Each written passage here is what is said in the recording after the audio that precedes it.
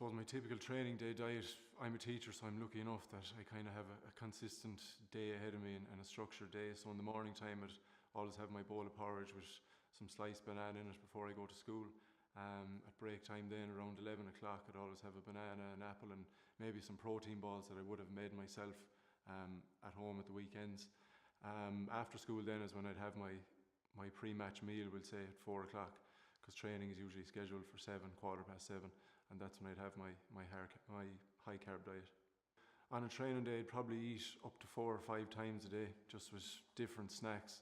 I suppose I'd always have cashew nuts, Brazil nuts kind of on the go when you are commuting in the car, because it's important to have snacks with you. What I eat on the day of a match, it doesn't differ too much from what I'd eat on the day of training.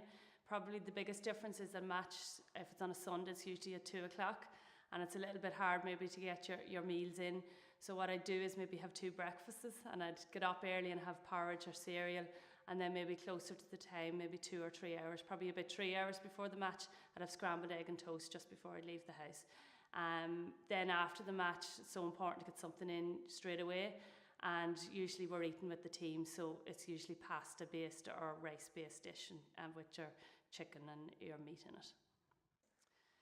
So again, when eating for match day, it depends what time the match is. If it was an evening match, I would try to eat as many main meals as possible, so hopefully get my breakfast, lunch and an evening dinner in before I head off to the match, and then it'd be snacks in between.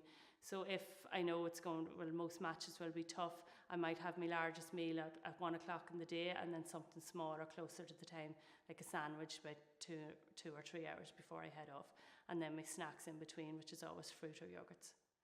Again, it'd vary a wee bit from non-training days and match days. Again, you'd be eating more in bulk, so you'd be having bigger portions of foods rather than sort of spreading them out throughout the day.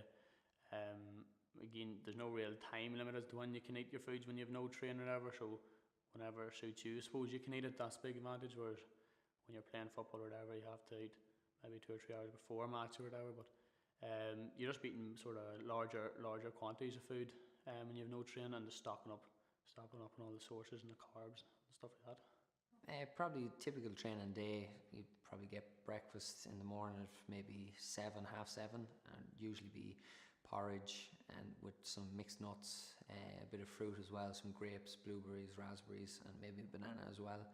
Then after that, probably because I'm a teacher, you've a bit of routine, so 10 o'clock, maybe a cup of tea and a fulfill bar, a Glenisk yogurt and some fruit as well. And then lunch could vary.